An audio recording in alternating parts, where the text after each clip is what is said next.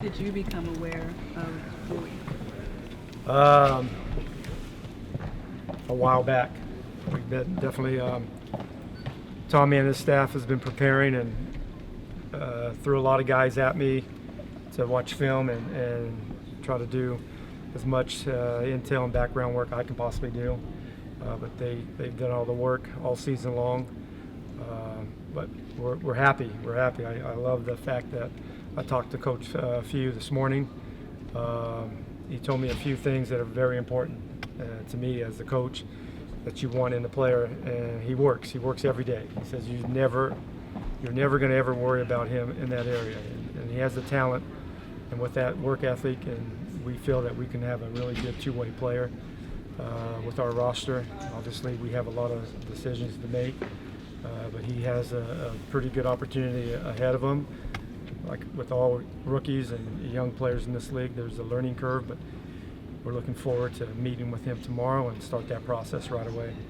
Scotty, just looking at the film, is this a guy that can not just shoot, but maybe initiate off the rebound and bring it up? Absolutely. I think that's the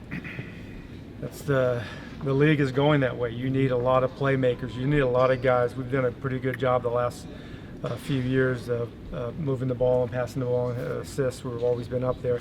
Adding a bigger player that can make those decisions is critical to every team's offense. And he has the ability to get rebounds and push the ball up the court, and it's just not going to be, we don't have to rely on our backcourt to do all the ball handling and playmaking. But he has that, like I said, there's always a learning curve, but I'm looking forward to seeing where he is right now with our staff. But he definitely has the potential and the defensive tools to be a good defender and a good rebounder and a guy that can push the ball and start to break. So many of the guys in this draft are very young players, 1 year of college, and most are one kid coming over from seas. Hachimura, though, older player, had 3 years experience in college. For where you are right now as a team, did that factor into the decision to get a guy who's got some more maturity? I mean, I personally don't think there's much difference. I mean, you're young, you're 19, you're 20, you're 21, you're a young guy, you're a young player in this league. You got a lot of basketball.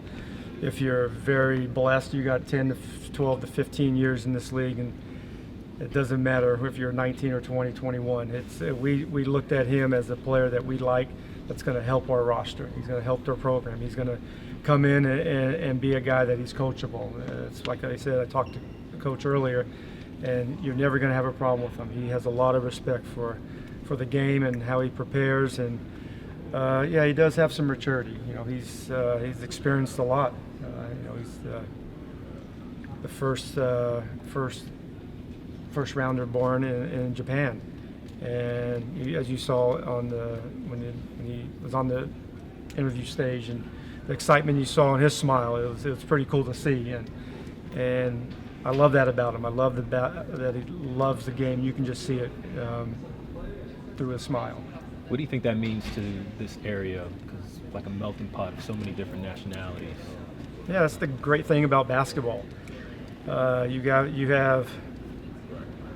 I mean, it's the Baskin Robbins, and you can put a team together, and we all have one common denominator. We love the game, and you don't look at anything else other than does he love the game, and he does, and he's going to be. He has some good leadership to be around. Brad is here. John is obviously with his rehab, and he's going to be around. So he's going to be able to see the guys that he needs to see work, and he gets to see that every day. And it's great. It's great. Like I said, we're excited. There's a lot of hard work that goes into your 5-minute slot on the lottery night. But I'm happy that we got the guy that we wanted. This team's got an unusual bit of, or is in an unusual bit of flux right now, not having a permanent pick for president or GM right now. How, if at all, did that affect the pre-draft process or the way things went tonight? It's a great question. I'm surprised you guys asked that.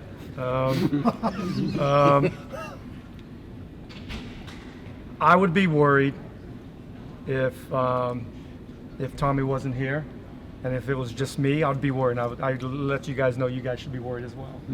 But the last couple of months, I've seen Tommy and his staff in place and working hard every day and preparing for this pick. And I trust Ted's decision. But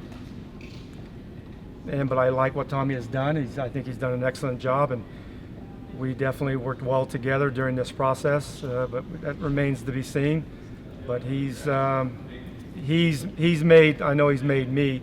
If I was an outsider or just coming in and taking the job and knowing the situation, I would be a little concerned. But I've seen Tommy's work day in and day out, and I knew we were in a good spot coming to tonight's pick. You said that they threw in a lot of guys at you when you finished with your day job because of the new with Tommy in the front. Was it different? He mentioned being maybe more data driven. Was it different for you this time coming in with what the information they provided you, things like that? Yeah, I mean, I kind of know the question that you're asking. I'm not here to compare and contrast, but I like what he's done.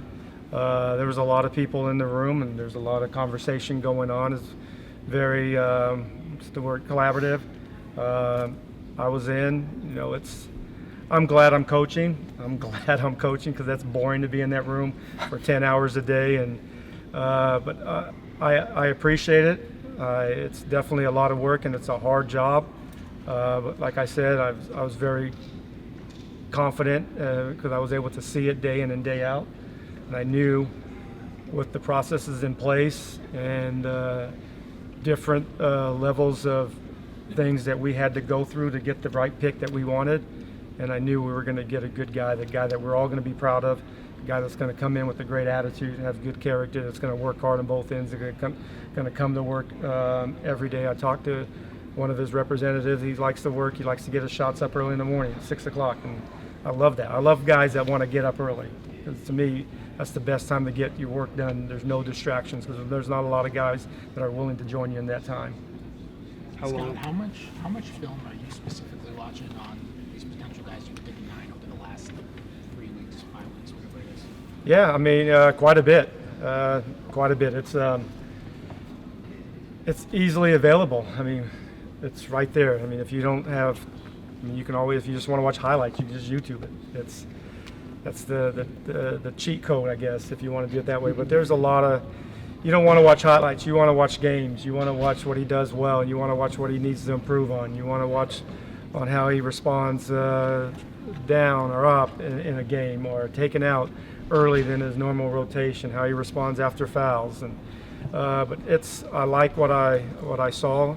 It's obviously different because you're not there, but I trust our scouts. I trust the work that they've done, and from all of my intel that I have, that we're all going to be very pleased with him and the way he approaches the game, the way he conducts himself, and we're thrilled. Like I said, I can't wait to start the process to working with him.